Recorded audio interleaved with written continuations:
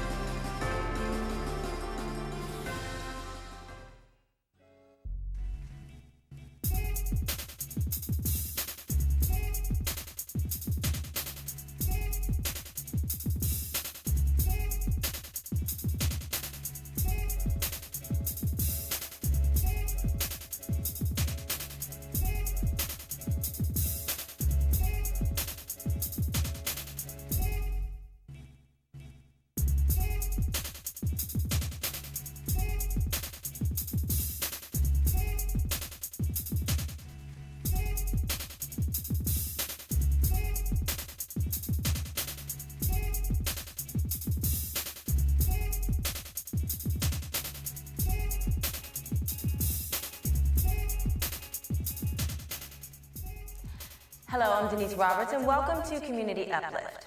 According to a recent article by AfriMnews.com, after 250 years of social segregation and discrimination, current health data confirms that African Americans are the least healthy ethnic group in the United States in a stunning report revealing the state of Black health in 2017. The report is titled Improving the Health of African Americans in the USA, an overdue opportunity for social justice. It was published in October of 2016 in Public Health Reviews by Biomed Central, and it reveals an extensive research that has not been taken seriously enough and has all but been ignored, buried, hidden, and overlooked in the Black community. Joining me today to talk about Black health issues and ways to overcome them are Tony Lee, the basilisk of the Gamma Pi Qs, Dr. Kevin Ford, who specializes in internal medicine at Doctors Community Hospital, and Dr. Lester Miles, an oncologist at Providence Hospital, and Maya Wright, president and founder of We Can Survive. And first up is Tony Lee, current president of the Prince George's County chapter of Omega Psi Phi Gamma Pi. Thank you for coming back on the show. My pleasure, Denise. So, Gamma Pi has so many programs within your organization. Where does the issue of health fit into your agenda and the chapter's philosophy? Health plays a major part in our fraternity. It's one of our mandated programs. Health Initiatives is a primary program within our fraternity. As you know, we have a founder, Dr. Oscar James Cooper, who was a physician. He practiced medicine for 50 years in Philadelphia, Pennsylvania. So it's a major part, not only of our chapter, but of our fraternity as a whole. Given the state of health in the Black community, I kind of just want to read you a quote that I want you to respond to. And it says, a goal of Healthy People 2010, which was an initiative, was the elimination of health disparities. It was not achieved for African American people. The current picture, the greatest health disparity between the total U.S. population and ethnic group is found in African Americans. How do you respond to that? I would say that there is a measure of truth to that, simply because you find, based upon the social-economic status of many of our African Americans in low-income areas, they are deprived of health care, health opportunities, because they lack the resources to be able to get the necessary help that they need. And because of those reasons, and because health issues have become so prevalent in our community, how does Gamma Pi connect with the community on the issues of health? We connect on in a number of ways. We do it through partnerships, through education, through health fairs.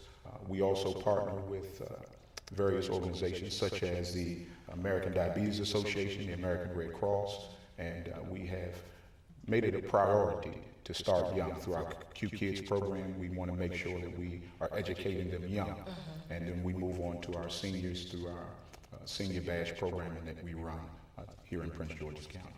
That's really, really very important. And what are some of the ways that you promote or partner on community-wide health initiatives? Well, we have annual Charles Group Blood Drive, in which we go out into the community along with the American Red Cross, and we seek donors to donate blood.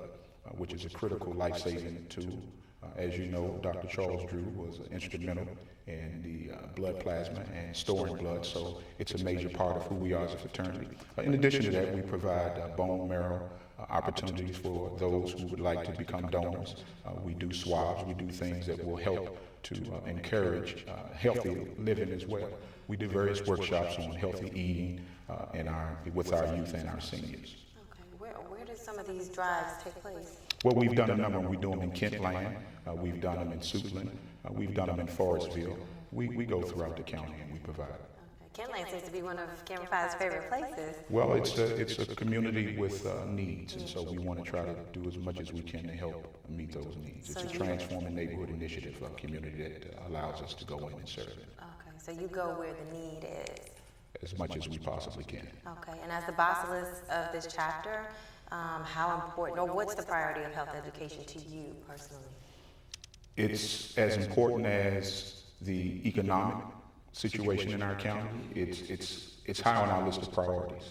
It's high on my list of priorities because it affords us an opportunity to educate. And your greatest wealth is your health. And so we want to make sure that not only are we trying to establish a healthy county, but we also want to make sure, an economic county, but we want to make sure that we're promoting health as well. Okay.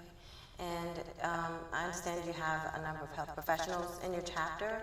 What's the profile of medical doctors again? We have about 5 medical doctors within our chapter. We have about 3 or 4 dentists in our chapter. We have a veterinarian in our chapter. So we have quite a few brothers in that profession who do an outstanding job of serving and educating our brothers as well as our community. Let's go back to health education for children. Where do you begin with that?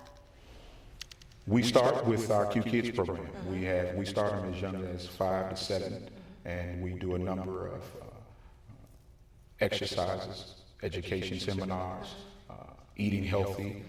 We take them to various events, and we want to expose them to healthy living and healthy eating. And these events, they take place throughout the year? All throughout the year. Okay. Well, listen, I want to thank you so much for being our guest again today. It is indeed my pleasure. Okay, it's so important. It's so important, and we really appreciate the work you do in your chapter. Thank you. We appreciate you as well. Okay.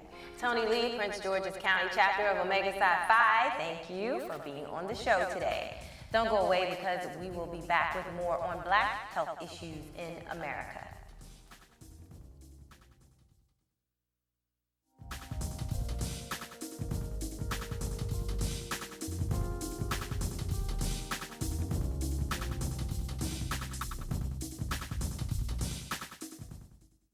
One in 6 seniors faces the threat of hunger, and millions more live in isolation. America, let's do lunch. Drop off a hot meal and say a quick hello.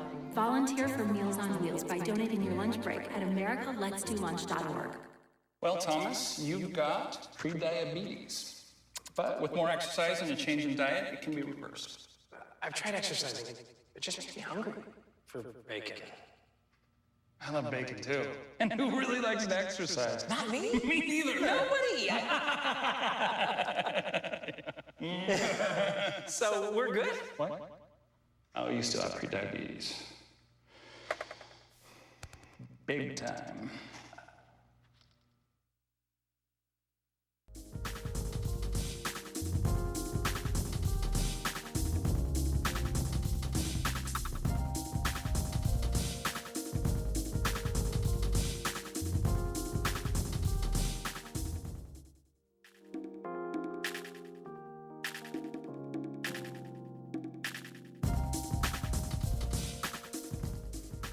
Welcome back, and thank you for tuning in with us on Community Uplift. Here to talk more about how we can improve health in the African American community is Dr. Kevin Ford, who specializes in internal medicine at Doctors Community Hospital in Lanham, Maryland, and Dr. Lester Miles, an oncologist at Providence Hospital in Washington, D.C. Welcome to you both to the show. So, Dr. Ford, why don't we just start with you? Can you tell us a little bit about your background and how you got into medicine? Sure.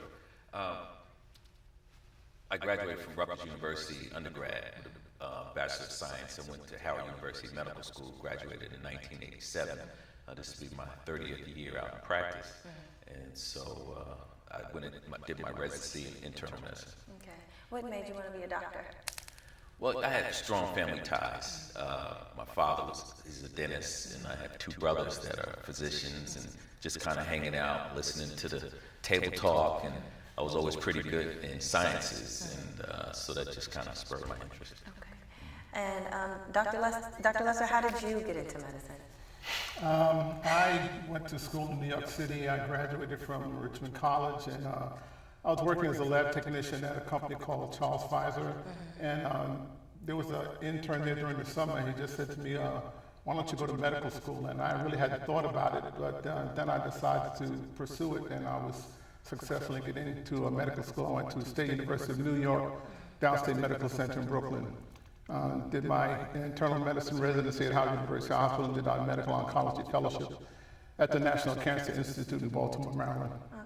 Okay. Dr. Ford, can you tell us about the Charles Drew blood drive? You know, what is it, and when does it happen? Well, the Charles Drew Blood Drive is one of our mandated programs for Omega Psi Phi fraternity. And Dr. Drew was one of the initial people who started the Red Cross, American Red Cross, in 1940. And so Dr. Drew was able to take plasma and separate it and be able to store blood. And so that would help save a lot of lives by being able to help people transfuse blood. Okay. And what's the purpose of this blood drive? Well, the purpose is to try to get as many units of blood to try to help save lives. We know that every 2 minutes someone is in need of a blood transfusion.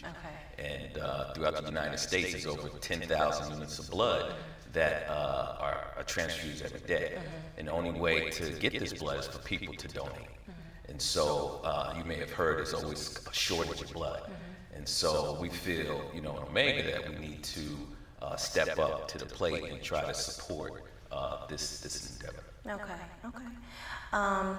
So Dr. Lester, as an oncologist, you've seen cancer up close. What is that picture? What does that look like in the African American community?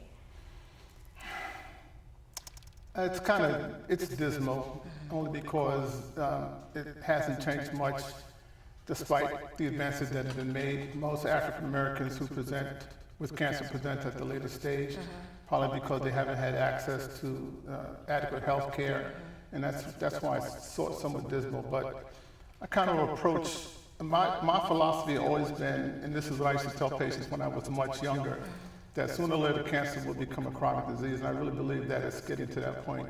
There are so many new drugs that are coming out, so-called immunotherapy, that we are able to treat cancers that previously were untreatable or incurable, and patients getting significant quality of life. So I'm still very hopeful, and I try to convey that hope to my patients, that having a diagnosis of cancer is not really a death sentence, and it will become a chronic disease, I believe, in my lifetime. What about the rate of cancer in men versus women? No, I'm not sure about black people, but obviously just the rate of cancer between black and white is certainly different. Can't really say that the rate between men and women are different. Obviously, they get different types of cancer. Men are more likely to get lung and prostate cancer, whereas women are a little more likely to get breast cancer, although lung cancer is now creeping up very quickly in women. Okay. Let's go back to the blood drive. Do you have a specific goal in mind? What's your achievement? What are you trying to achieve? Yeah. Well, usually the blood drive spans about 6 hours. Okay. And, we try to, the American Red Cross tries to have about 5 people per hour that we sign up. So we usually sign up approximately anywhere from 30 to 35 individuals for the blood drive. And what usually happens, though, there's so many criteria that people have to meet in order to donate blood. We usually end up with about 15 to 17 units of blood. And so, and that's just due to attrition from people not being able to donate. And so our goal usually in that 6 hours is to get about 15, 17 units. How many times a year do you have this blood drive? We've done it at least once a year. Okay. A couple of years we've done it twice. And who are you partnering with? Well, we've partnered in the past with Kentland Community Center. Okay. And I know we've talked about we've partnered a lot with them in a lot of different programs. So we've partnered with Kentland, and we've also done it by ourselves also. Okay. And how long has this blood drive been organized by the chapter? Well, the chapter has been in existence since 1973, and so every year we're mandated through our fraternity to do at least one blood drive a year. Okay. So every year we've done it. Dr. Lester, what do you think the reason is that cancer hits home for the African American community so hard? I'm not sure what you mean by hitting home. Well, I mean, why is it so prevalent in the African American community versus other ethnic groups? Again, I think we just don't have the advantage that other ethnic groups have. I mean, some of it is obviously the scourge of cigarette smoking, the scourge of alcoholism. There's a higher rate of both those diseases in the Afro-American community. There's obviously a link between that and cancer. There's also a link with some certain cancer with obesity, and that also is a problem in the Afro-American community. So we have those things that other ethnic groups don't have as much of a problem, you know, in terms of obesity, cigarette smoking, and alcohol use. Yeah. Okay, so I want to read a quote from an article that we talked about earlier in the show. The study that we talked about reveals key factors that affect the overall health care attitude of the community. Improving the health of African Americans is linked to improving the conditions and overall attitudes about our neighborhoods and our living environments. How do you respond to a statement like that? I mean, given that, you know, heart disease, diabetes, obesity, all these different issues, they're more prevalent in the African American community versus other communities. Well, I think also, I mean, it is more prevalent in it. I guess it just has to do with access of care, access to care, I'm sorry. This just not, those types of endeavors in terms of health care is not as prevalent in certain neighborhoods. And it's going to be more difficult to find doctors in certain neighborhoods because of the economics of medicine, how medicine is practiced nowadays. How about you? Well, I think also, just like Dr. Miles mentioned, as far as screening, also patients for different cancers. And in our community, we need to get the word out. And that's also part of what the health initiative is about, having these health fairs that we can talk about screening women for breast cancer and when you should get screened, screening for colorectal cancer. And so those are important things that we can do. In fact, even colorectal cancer, if you get screened early and we take out polyps, we can almost really prevent colorectal cancer. I'm going to have to cut it right here because we're out of time, but I want to thank you both for coming on the show today. You're quite welcome. Thank you. Thanks for having me. Very good information, and thank you for what you do in our community here in Prince George's County. A real live cancer survivor is in the studio today when we come back.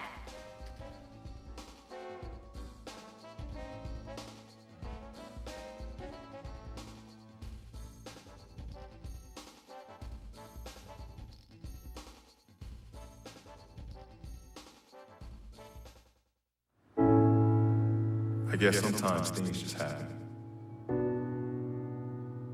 Devastating things.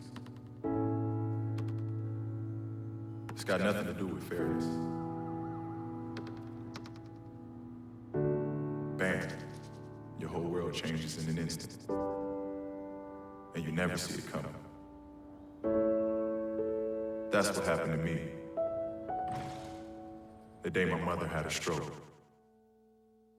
I'm Paul George, and I want you to learn the signs of a stroke fast. F-A-S-T. F, face drooping. A, arm weakness. S, speech difficulty. T, time to call 911. Because the sooner they get to the hospital, the sooner they'll get treatment. And that can make a remarkable difference in their recovery. Protect the ones you love. Spot a stroke, F-A-S-T, FAST.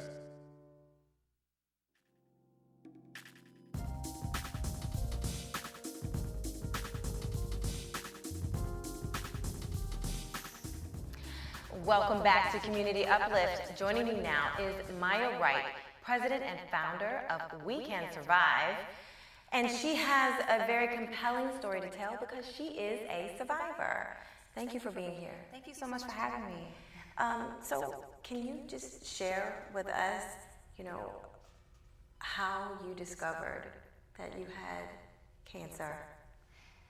Okay, so the crazy thing about ovarian cancer is unlike breast cancer where you can do the self-examinations, generally ovarian cancer is diagnosed in the latter stages because the symptoms are asymptomatic with everyday life.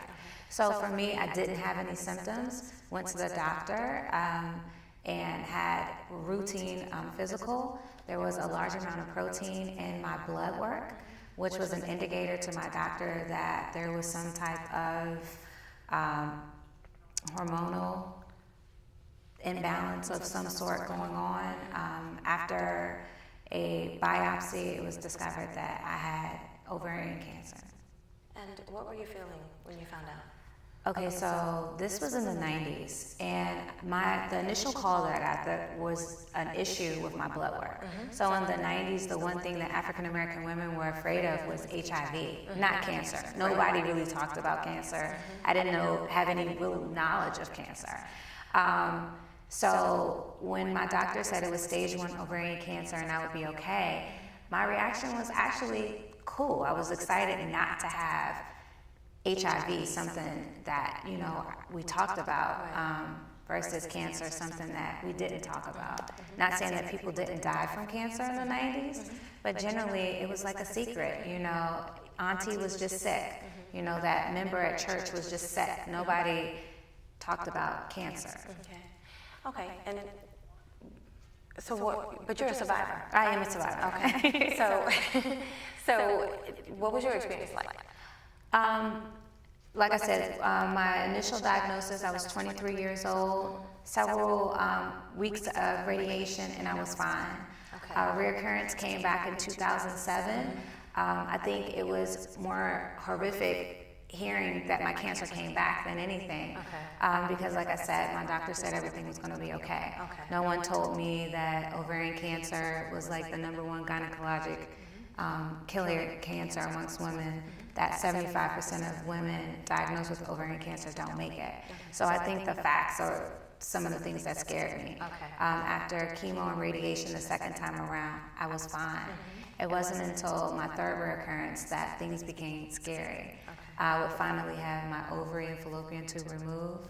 After several failed attempts of radiation, a chemo cocktail, I was deemed terminal because nothing was working. But you survived. I survived. I was blessed to be able to participate in a clinical trial for a drug called Avastin that eventually saved my life. Wow, that's amazing. And you're truly blessed. Yes. The world is truly blessed, obviously, to have you here now.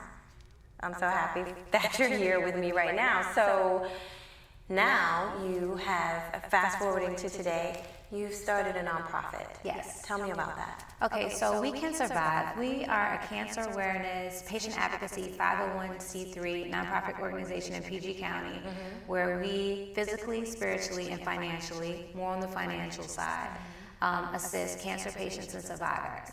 But not just the cancer patient and survivor, the caregiver, because if your mom is diagnosed, dad, husband, children, you're affected as well as families impacted by cancer. We do everything from making sure that our cancer heroes get to and from cancer treatment, paying for co-payments that can be extremely expensive, making sure homes are clean, that there's groceries in the house, to paying for delinquent rent and mortgages, because when you're sick you can't work. If you can't work, you can't pay your bills. As well as paying for funerals for persons that don't have life insurance, or in some cases when the life insurance company decides to contest a policy of a person who has cancer or the policy is under 5 years, and anything in between. Wow. You must be able to help a lot of families. Yeah. To date, we have assisted 94 families. Wow. Okay. That's great. That's great. What made you want to start that nonprofit? For me, I wanted to be able to give back to individuals that are cancer patients and survivors in a way that wasn't afforded to me. I had an amazing job, and when I got sick, I was not supported properly. And I think a lot of times people assume that cancer patients and survivors are heavily supported by the community. So I wanted to be able to assist that cancer patient with their co-payments, because I know what it's like when you're going to radiation every day and you have a co-payment. While it might be $5 or $20, if you're paying $20 every day for several weeks, that adds up, especially if you're unable to work. I know what it's like to be sick and you have visitors coming over and you're too weak to clean up. Or just basic things like groceries and utilities. You're deciding, you know, hey, am I going to pay, you know, my mortgage with the little bit that I have saved, or am I going to provide food for my family? So how are you able to raise money for your program? What we do is we depend heavily on the community and fundraising. We do a lot of family-friendly fundraisers where 100% of all the proceeds go directly to support cancer patients, survivors, their caregivers, and families affected by cancer.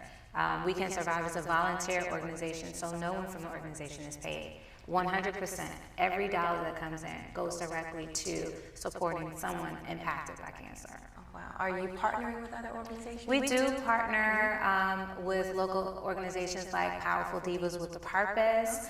We have a lot of community partners such as Lord & Taylor and Chevy Chase, Salon Couture, Zill Salon, located in Upper Marlboro, Maryland, the Capitol Heights Police Department, and anyone who decides to help. How long have you been cancer-free? I've been cancer-free as of February 6th for 3 years. And what does the future hold for Maya Wright and We Can Survive? For me, to remain cancer-free and to continue to help as many persons as possible that are impacted by cancer. This summer, August 6th through the 12th, my organization will be going to Tegucigalpa, Honduras on a medical missions trip.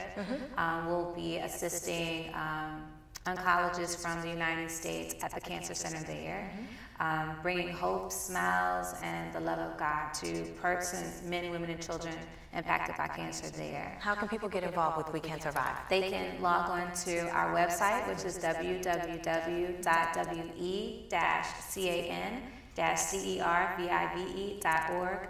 Follow us there. They can see all of our events, all the things that we're doing, donate, and support us there. Maya Wright, thank you so much for coming on the show and sharing your story with us today. Thank you. And we are out of time, but I do want to say thank you again to all of our guests today, Tony Lee, Maya Wright, and Doctors Kevin Ford and Lester Miles. And that's our show for today. Thank you for tuning in to Community Uplift. For more information about the show or the Gamma Pi Qs, go to www.gammapi.org. Gamma Pi is also on Twitter at Gamma Pi Qs and on Facebook at Gamma Pi Chapter. The YouTube channel is Gamma Pi Chapter. Thank you again for watching. I'm Denise Roberts, your host, and we'll see you next time on Community Uplift.